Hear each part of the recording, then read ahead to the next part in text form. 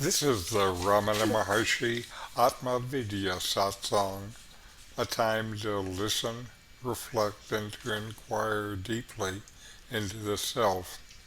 Know yourself and be always free and at peace. Welcome. I'm Richard Clarke, hosting the satsang. I'm a seeker like you, sharing what we love. I've been blessed with years of deep teaching and practice that I bring to the satsang. This week will be the concluding verse of Ramana Maharshi's Atma Vidya. Here is the verse. Annamalai, the Transcendent One, that is the eye behind the eye of the mind, which eye and other senses cognize, which in their turn illuminate the sky and all the other elements as well. That is again the spirit sky in which the mind sky doth appear, that shines within the heart, which of every thought quite free, and with gaze fixed within remains as that. Annamalai, the self-effulgent, shines. But grace is needed most. So faithful be unto the self, and bliss will then result.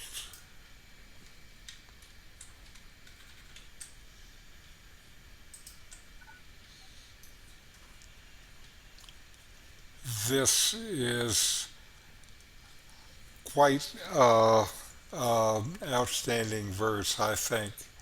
Ramana wrote this last verse after he had finished with all the others, when he realized he didn't have a verse to Arunachala. Ramana felt that Arunachala is Brahman made manifest in the world, and as such deserved recognition and praise. Annamalai is the ancient Tamil name for Arunachala. First, he gives a deep discrimination, calling Arunachala the Transcendent One, that is the eye behind the eye of the mind, or, in other words, the final knower of all that is known. This is Arunachala. Who are you? Aren't you the knower? Aren't you always the knower? Are you ever what is known? Arunachala is the final knower of all the known. So are you. Are you different from Arunachala? Next he says, which eye and other senses cognize. Does the eye know itself? No, it sends sense signals to the brain. The brain interprets these signals and makes a mental image that represents these signals. Plus, the mind adds or removes emphasis to some and not others based on memories, habits, and conditioning. Does the mind know itself? If you watch, you can see the mind in action. So the mind is known. Who knows the mind? Next Ramana says, which in their turn illuminate the sky. All these mental images are illumined, if you will, by the light of consciousness. This is your light. You are this light. The sky is lit by light from the sun. Without the light that is consciousness, none of it would be known. So the sky is lit by the sun, and the sky is lit up by consciousness. Ramana says, and all the other elements as well. Not only is the sky illuminated, made visible and known by the light of your consciousness, by you, so is everything else. Everything. Everything is in Arunachala. Everything is Arunachala. Are you any different from Arunachala? Ramana continues, that is again the spirit sky in which the mind sky doth appear. In this awareness, this consciousness that you are, everything appears, you and others, the world and the higher power, objects and places. It is all in you. It is you. You are it too. Ramana continues, that shines within the heart, which of every thought quite free. When the Ramana talks about the heart, he doesn't refer to the physical heart, but rather to what is most inner, where everything else springs from. This is in you right now. Are you aware of it? Is this heart ever touched by anything of which we are aware? With nothing touching us, we are naturally free. Ramana continues, and with gaze fixed within remains as that. This gaze fixed within is self-abidance. This is attention always to the reality which you are. This may seem hard when you start, but since what is always there, it becomes natural. Annamalai, the self-effulgent shines. Annamalai, Arunachala, my own being, myself, the self, all known by their own light. This light lights up itself. Everything else is illuminated by this light. This light is who we are. But grace is needed most. Finally, you don't do this. This is not something you will make happen.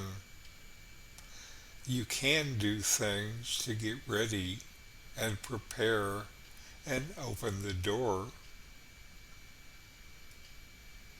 So faithful be unto the self, and bliss will then result. Realization comes when it's ripe. Stand out of the way and let it come. And I think, in reflection, what a verse. Ramana can say so much with just a few words. I think it's worth repeating it, so here it is again. Annamalai, the Transcendent One that is the I behind the I of the mind, which I and other senses cognize, which in their turn illuminate the sky and all the other elements as well. That is again the spirit sky in which the mind sky doth appear, that shines within the heart, which is of every thought quite free, and with gaze fixed within remains as that.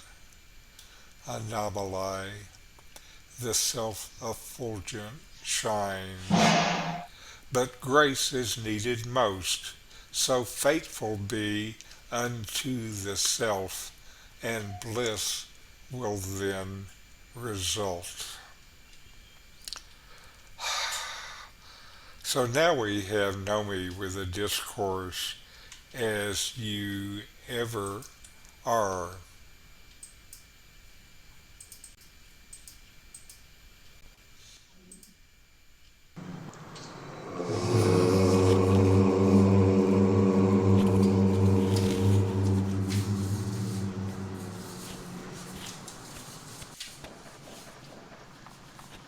That which we truly are, we are always.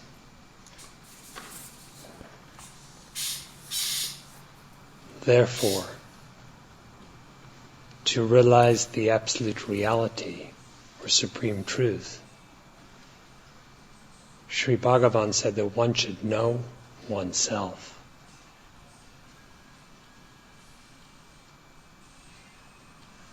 And Upanishad, as well as Adi Shankara, have said that if it is Jiva, it is always Jiva. If it is Shiva, it is always Shiva. What is the It referred to? Our very existence. If the existence is truly individualized and consequently limited or bound, then it should always be so. But if in truth it is the absolute, Shiva, then it is always so.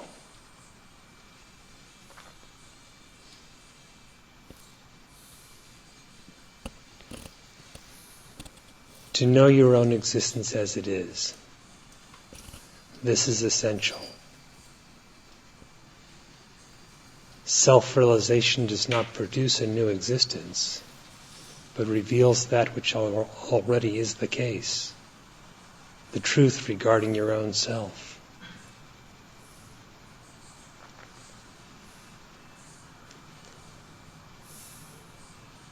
What is true always about your being?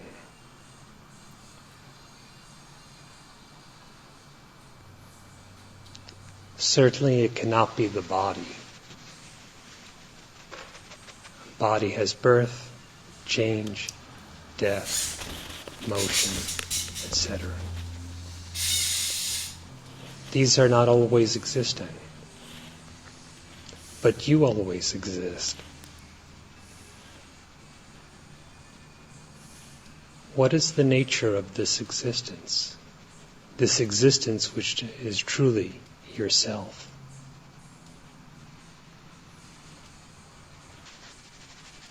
If you are not the body, then everything that pertains to the body does not define, does not bind, does not pertain to you. Whether it is birth or death, attributes or activities, time, space, etc. What is the existence in you that is ever transcendent of the body and its characteristics. Inquire within yourself.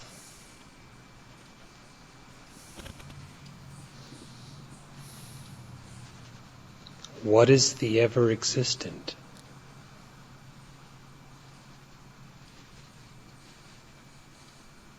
Can it be the mind with its states, waking, dreaming, deep sleep, its various modes and conditions, its innumerable thoughts?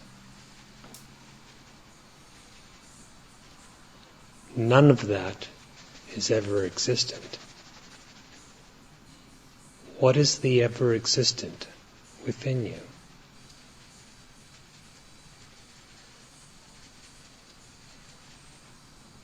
You exist, and you exist without any interruption. Always you are. It is impossible even to conceive of not existing without assuming your existence to conceive it. What is this doubtless, ever-existent being?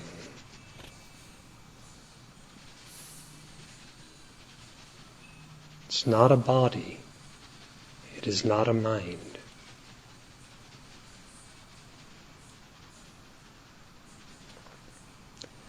And none of the limitations of a body or a mind pertain to it.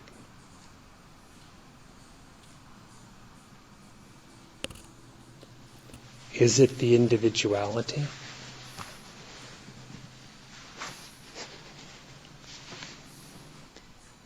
If the sense, really the assumption of individuality, is something that rises and disappears again, it is not the ever-existent.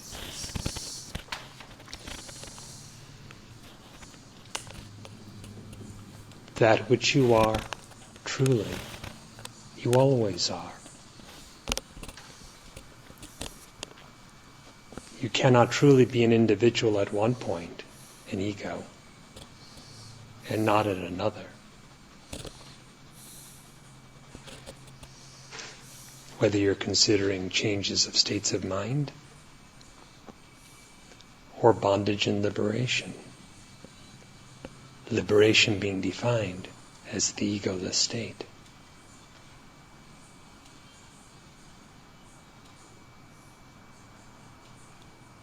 Then what one finds in liberation, or self-realization as we call it, is what is always true about our very being, and not a new attainment. As the Maharshi advises, put the question to yourself, who am I?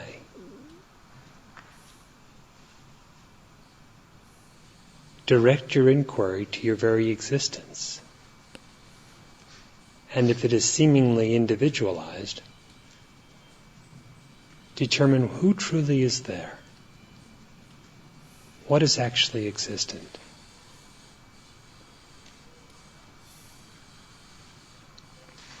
Abandoning any tendency to misidentify with the mind or the body, what marks off an individual?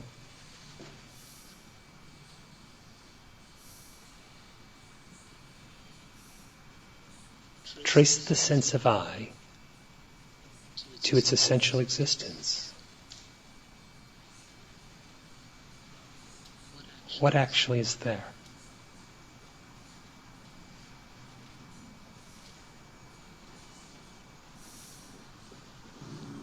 Any notion of bondage or limitation is based upon the individual and is therefore entirely illusory. Who is the individual? What is the significance of I?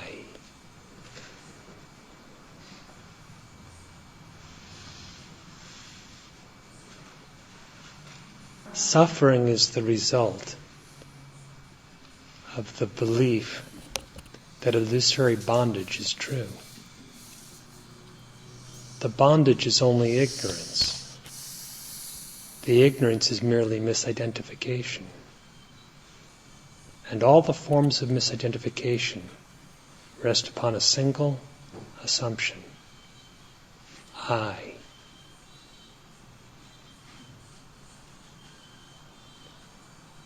To inquire, who am I? And realize that which is ever true about yourself is liberation from all of the imagined bondage.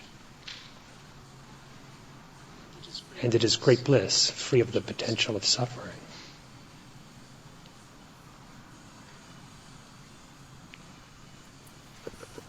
In Gaudapada's Karika there is a verse 32 of chapter 2.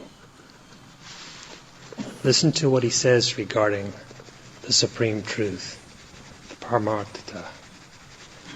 He begins by saying, Nanurodha. There is no cessation. There is no stoppage, no destruction. Of what is there no destruction? Of your existence. It is imperishable. There is also no destruction of the ego, because it is not true. He continues by saying, Na cha utpatinya, upati. There is no origination, no birth. That is, your real nature, indestructible, has no beginning. And the ego also has no beginning. It never came to be. It is a false assumption, assumed by no one. It is not the reality. He continues, Nabado, Nabaraha. There is no one bound. Search your own nature. The Maharshi says, if an inquiry is made into the one who seems as if bound, that itself is release. Bondage is only misidentification. Misidentification is only the notion I. Who is this I? If an inquiry is made within yourself, you will find no one bound. He says, Nacha and not sadhaka. There is no one practicing. What then is the power of practice? It is the power of Brahman, the real self. The individual who is dissolved by it has nothing to do with it. Namamukshu. No one desiring liberation or aspiring for liberation. What is the power that aspires? Only your true self. But the true self is in no need of liberation. It is already the perfect fullness.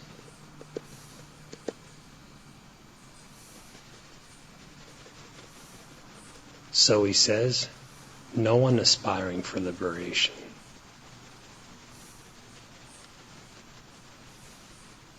The individual has no part in it.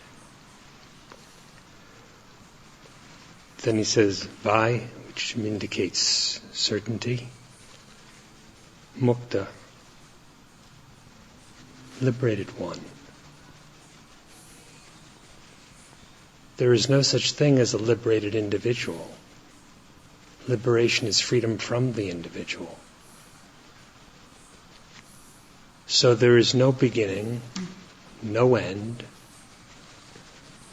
no one bound, no one practicing, no one aspiring for liberation, no one liberated.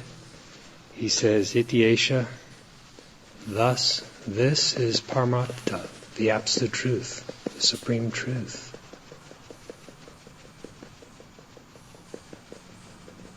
That supreme truth is the very nature of our existence.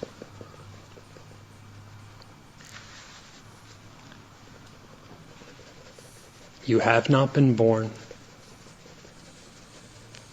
and your ego has never actually come to be. Find this out by inquiry. You will not die. Your existence is imperishable. As for the ego, it never has even appeared. So how could it disappear? You are not bound now, nor have you been bound in the past. The bound individual is entirely imagined. Your existence, though, is always beyond such imagination. Find out the nature of your existence. No one practices the dissolution of the individual, the destruction of the ego. The call of yourself is to yourself. Such is the desire for liberation. The individual has no part in it, for the individual is unreal. The unreal has no part in the real. The unreal never comes to be. The real ever is. Those who realize such are declared to be realized or liberated, but there is no such corresponding individual. In this realization, absolute being is the knowledge. The truth comprehends itself. It is absolute, not in relation to anything else. It is non-dual, which means that there is no alternative to it.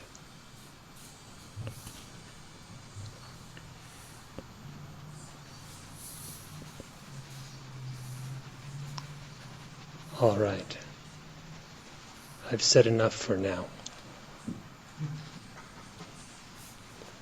As a reminder, as a hint of the general direction, dive within yourself and know yourself as you are, what you always are. That itself is the absolute, Brahman.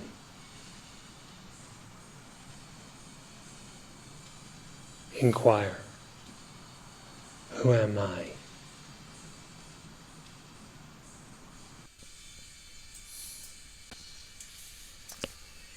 Now we're going to take a few minutes and inquire ourselves.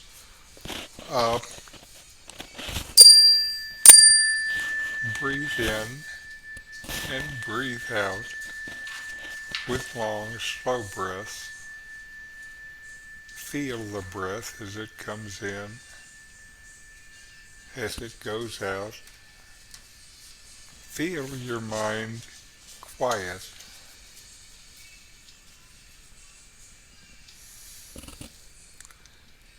Notice that you exist. You exist and you know you exist without feeling it or thinking about it. It's self-evident. You just know. Already this is beyond senses or thought.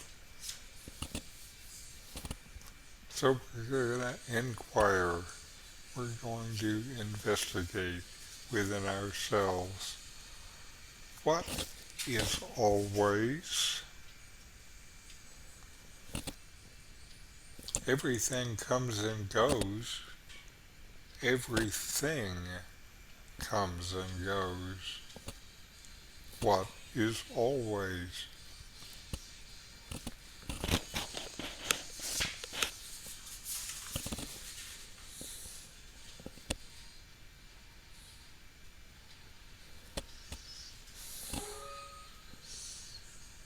Are you any different from what is always? The real you, the self, We know the ego is full of differences, but the self is the self different from what is always?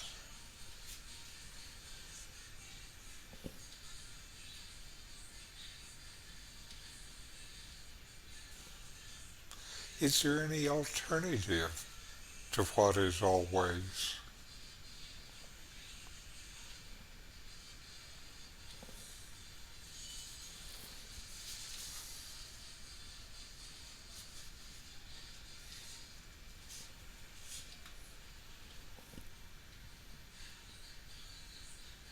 Now inquire, who am I? What is the nature of my existence?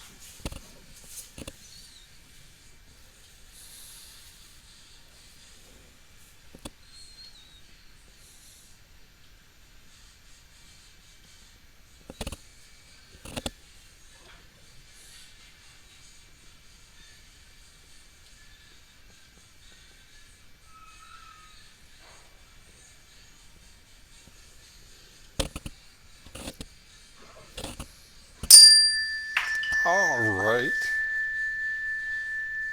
Now to a short chant. Om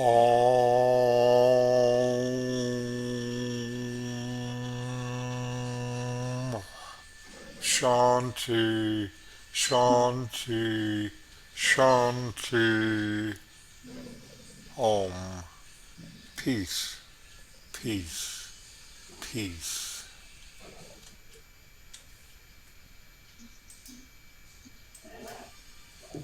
All right.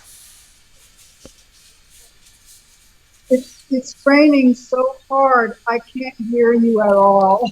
Oh no. Well, it's interesting. I was going to say the music outside of my window is so loud I can't hear you at all. So Richard, is there a way you can boost the volume on your end? I tried everything. Yeah, I mean, I did for me too. So I'm asking Richard if he can broadcast louder. Oh, I can hear you. I can.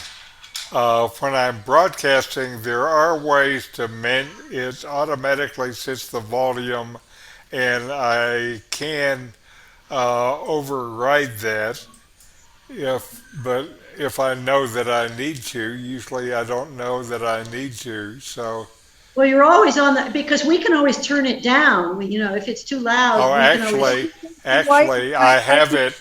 I have the volume on the microphone on manual and turned up all the way. Oh, really? Oh, well, okay. Oh, well. So you got everything. You have everything I got. Well, I can listen to it again, and I had my ear stuck to the microphone when Nome was talking. Okay. It was really Well, wonderful. well, you should listen to the video because this was a real Well, profound one, I think. This one was it, this one was an amazing I one. heard, That the Nome was amazing, and so was the reading and your commentary. So thank you. Okay. yes. I'm just sorry that amazing as it was, neither of you could hear it. Just the feeling I get being in your presence with this whole thing is really all about grace. Okay. It Well, is. that's So, what Ramana says. It's all grace. yes. So I'll But, listen to it later when it's not raining. okay. And you heard what I had to say. It's all grace, but you still have to prepare yourself and get out of the way so it Yeah, can happen. getting out of the way. And so I think that's our job. Yeah. Anyway, uh, see you next time, and maybe next time the weather and the street noise will be better. And namaste. Namaste.